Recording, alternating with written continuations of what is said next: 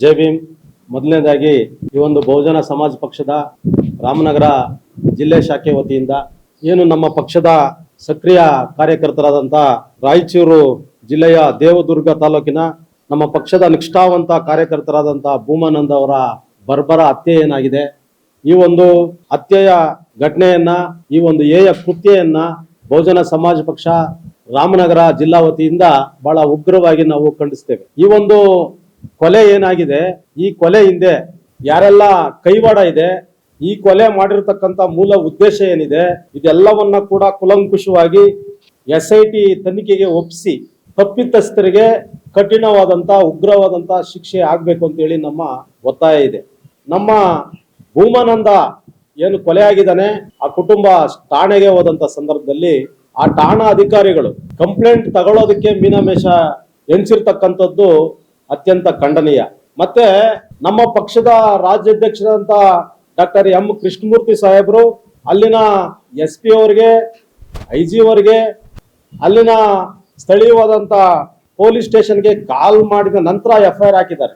ಅಂದ್ರೆ ಇನ್ನೆಷ್ಟು ಪೊಲೀಸ್ ಇಲಾಖೆ ನಿರ್ಲಕ್ಷ್ಯತನವನ್ನ ತೋರ್ತಾ ಇದೆ ಬಡವರ ಬಗ್ಗೆ ಅಂತೇಳಿ ನಮ್ಗೆ ಇಲ್ಲಿ ಅರ್ಥ ಆಗ್ತಾ ಇದೆ. ಯಾವುದೇ ಸರ್ಕಾರ ಆಗಿರ್ಬೋದು, ಅದು ಕಾಂಗ್ರೆಸ್ ಆಗಿರ್ಲಿ, BJP ಆಗಿರ್ಲಿ, JDS ಆಗಿರ್ಲಿ, ಯಾವುದೇ ಸರ್ಕಾರ ಬಂದರೂ ಕೂಡ ಜನಸಾಮಾನ್ಯರನ್ನ, ಅವರ ಆಸ್ತಿಯನ್ನ, ಅವರ ಜೀವವನ್ನ ರಕ್ಷಣೆ ಮಾಡುವಂತ ಜವಾಬ್ದಾರಿಯನ್ನ ಆ ಸರ್ಕಾರ ಹೊತ್ಕೊಳ್ಬೇಕು.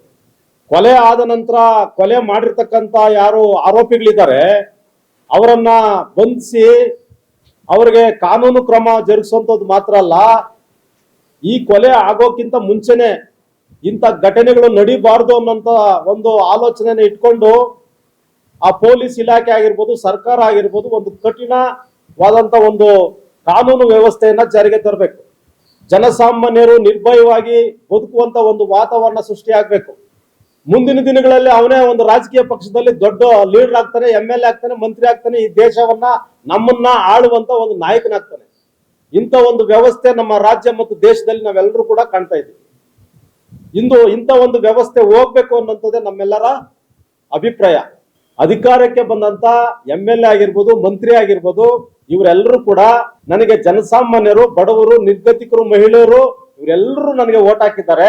ನನ್ನ ಕರ್ತವ್ಯ ಇವರೆಲ್ಲರನ್ನ ರಕ್ಷಣೆ ಮಾಡುವಂತದ್ದು, ಇವರ ಜೀವ ರಕ್ಷಣೆ ಮಾಡಬೇಕು, ಇವರ ಆಸ್ತಿ ರಕ್ಷಣೆ ಮಾಡಬೇಕು, ಇವರ ಬದುಕನ್ನ ರಕ್ಷಣೆ ಮಾಡಬೇಕು ಅನ್ನೋಂತ ಆಲೋಚನೆ ಒಬ್ಬ ನಾಯಕನಿಗೂ ಇಲ್ಲ.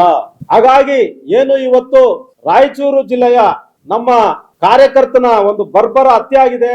ಈ ಹತ್ಯೆ ಮಾಡಿರ್ತಕ್ಕಂತ ಏನು ಕಿಡಿಗೇಡಿಗಳಿದ್ದಾರೆ ಇವರೆಲ್ಲರಿಗೂ ಕೂಡ ಕಾನೂನು ಸೂಕ್ತವಾದಂತ ಕಾನೂನು ಅಡಿನಲ್ಲಿ ಅವರಿಗೆ ಶಿಕ್ಷೆ ಆಗ್ಬೇಕು. ಮತ್ತೆ ಆ ಕುಟುಂಬಕ್ಕೆ ಕಾನೂನು ರಕ್ಷಣೆ ಕೊಡಬೇಕು. ಆ ಕುಟುಂಬದಲ್ಲಿ ಉಳಿದಿರ್ತಕ್ಕಂತ ಯಾರು ವಿದ್ಯಾವಂತರಿದ್ದಾರೆ, ನಿರುದ್ಯೋಗಿಗಳಿದ್ದಾರೆ, ಅವರಿಗೆ ಸರ್ಕಾರದಿಂದ ಒಂದು ಉದ್ಯೋಗ ಕೊಡಬೇಕು. ಇಲ್ಲ ಅಂದ್ರೆ ಅವರಿಗೆ ಒಂದು ಪರಿಹಾರವನ್ನ ಕೊಡಬೇಕು. ಇವತ್ತು ದುಡಿಯುವಂತ ಮಗ ಇವತ್ತು ಕೊಲೆ ಆಗಿದ್ದಾನೆ ಅಂದ್ರೆ ಆ ಒಂದು ಕುಟುಂಬ ಯಾವ ರೀತಿ ಬದುಕ್ತದೆ ಅನ್ನೋಂಥದ್ದು ನಮ್ಮೆಲ್ಲ ಪ್ರಶ್ನೆ ಆಗಿದೆ. ಈ ಒಂದು ಕೊಲೆಗೆ ಪೊಲೀಸ್ ಇಲಾಖೆಯೇ ಕಾರಣ, ಪೊಲೀಸ್ ಇಲಾಖೆಯ ನಿರ್ಲಕ್ಷ್ಯತನವೇ ಕಾರಣ. ಆ ಒಂದು ಭೂಮಾನಂದನ ಕುಟುಂಬಕ್ಕೆ ಸರಿಯಾದಂತ ಒಂದು ಪರಿಹಾರ ಸಿಕ್ಕಿಲ್ಲ. ಕೊಲೆ ಮಾಡಿದಂತ ಯಾರು ಕಿಡಿಗೇಡಿಗಳಿದ್ದಾರೆ ಅವ್ರನ್ನ ಬಂಧಿಸಿಲ್ಲ ಅಂದ್ರೆ ಬಹುಜನ ಸಮಾಜ ಪಕ್ಷ ನಿರಂತರವಾಗಿ ಈ ಒಂದು ಘಟನೆ ವಿರುದ್ಧವಾಗಿ ಹೋರಾಟ ಮಾಡುತ್ತೆ. ಮತ್ತೆ ವಿಶೇಷವಾಗಿ ಯಾವತ್ತೂ ಕೂಡ ಬಹುಜನ ಸಮಾಜ ಪಕ್ಷ ದಲಿತ, ಹಿಂದುಳಿದ, ಅಲ್ಪಸಂಖ್ಯಾತರ, ಮಹಿಳೆಯರ, ಬಡವರ ಪರವಾಗಿ ಯಾವತ್ತೂ ಕೂಡ ನಾವು ಹೋರಾಟ ಮಾಡ್ತಾನೆ ಇರ್ತೀವಿ. ನಮ್ಮದು ರಾಜಕೀಯ ಪಕ್ಷ ಮಾತ್ರ ಅಲ್ಲ, ನಾವು ಸಮಾಜದಲ್ಲಿ ಏನು ಅಸಮಾನತೆ ಇದೆ, ಅಸ್ಪೃಶ್ಯತೆ ಇದೆ, ದೌರ್ಜನ್ಯ ಇದೆ, ದಬ್ಬಾಳಿಕೆ ಇದೆ, ಭ್ರಷ್ಟಾಚಾರ ಇದೆ, ಇಂಥ ಒಂದು ವ್ಯವಸ್ಥೆ ವಿರುದ್ಧವಾಗಿ ನಿರಂತರವಾಗಿ ನಾವು ಹೋರಾಟ ಮಾಡುವುದೇ ನಮ್ಮ ಮೂಲ ಗುರಿ. ಅವರಿಗೆ ಹೊಡೆದು ಈ ರೀತಿ ಕ್ರೂರವಾಗಿ, ಬರ್ಬರವಾಗಿ ಇಡೀ ಮನುಕುಲವೇ ತಲೆ ತಗ್ಗಿಸುವ ರೀತಿಯಲ್ಲಿ ಕೊಲೆ ಮಾಡಿದ್ದಾರೆ.